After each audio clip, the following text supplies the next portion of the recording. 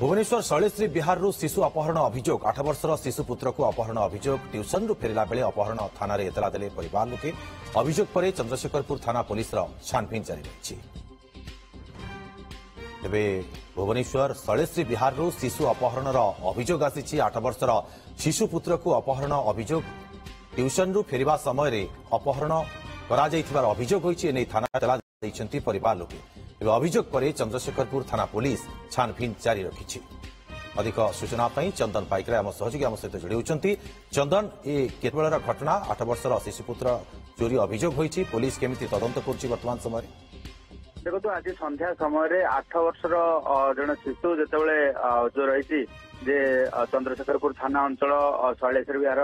निकटरे घर जेहेतु रही सेठी पाखरे ट्यूशन को जाइए। ट्यूशन रु फेरिबा परे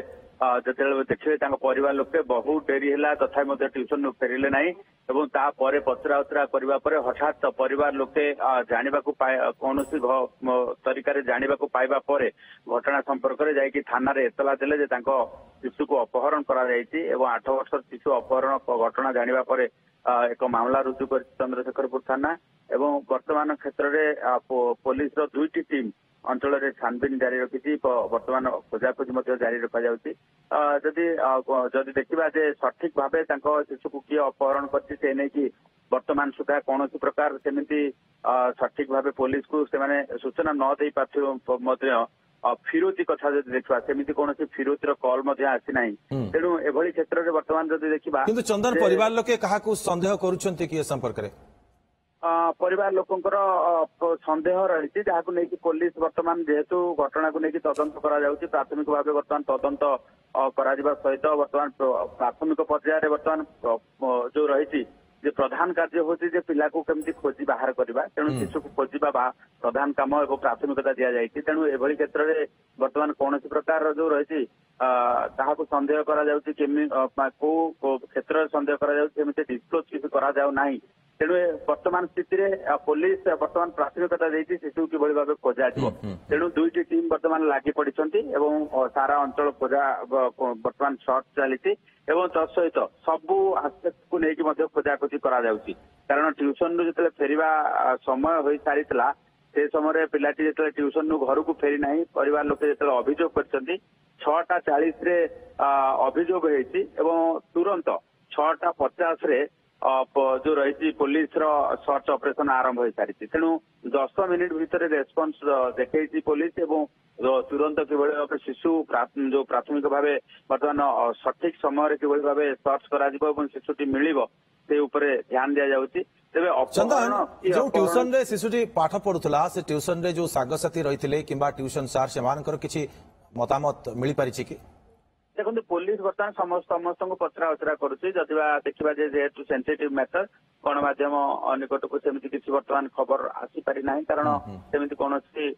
जो रही कौन जदि वास्तविकतार जदि अपहरण घटना हो तेज हूँ शिशुर कौन क्षति पहुंचार संभावना रही तेणु से दिग को लक्ष्य करके पुलिस वर्तमान तदंत करुच्ची। अपरपक्षे घटना केते दूर सत्यासत्य रही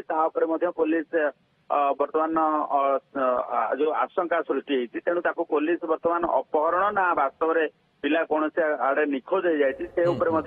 वर्तमान जो रही नजर दौची पुलिस कारण आम टेक्निकाली जब देखा कौन शिशु निखोज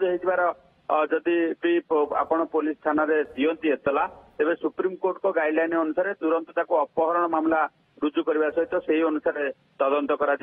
सुप्रीम कोर्ट जेहेतु निर्देशनामा रही तेणु यह अपहरण मामला कहुँ तेणु पुलिस सबु स्तर को लेकिन बर्तमान तदंत करुच्ची किसी समय भितर पुलिस अपहृत शिशुर बापा माँ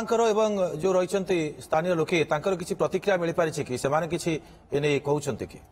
देखो प्राथमिक भाव वर्तमान शिशुर बापा माँ पुलिस सहित अच्छा खोजाखोजी वर्तमान सुधा प्रतिक्रिया हस्तगत हो पारि ना प्रतिक्रिया हस्तगत होगा जना पड़ो वास्तव में शिशु कि कोठी की ट्यूशन जाऊला केमी ट्यूशन जाऊला फेरवा क्या सागर फेरुला केते समय भितर फेरवार रही केते समय भितर न फेरवा पर से आशंका कले शिशु कई चली जाती कि अपहरण कर अपहरण कर किए कॉल करथिला कि अपहरण नहीं कौन ये सब दिग रही वर्तमान खूब शीघ्र ये कथा स्पष्ट हेबो। निश्चित भाव में चंदन जहां सूचना आप देउछंती 8 वर्षर नाबालक शिशु अपहरण होईछि परिवार लोक अभियोग पर चंद्रशेखरपुर थाना पुलिस वर्तमान तदंत करुछि। बहुत बहुत धन्यवाद आपको तमाम सूचना चंदन।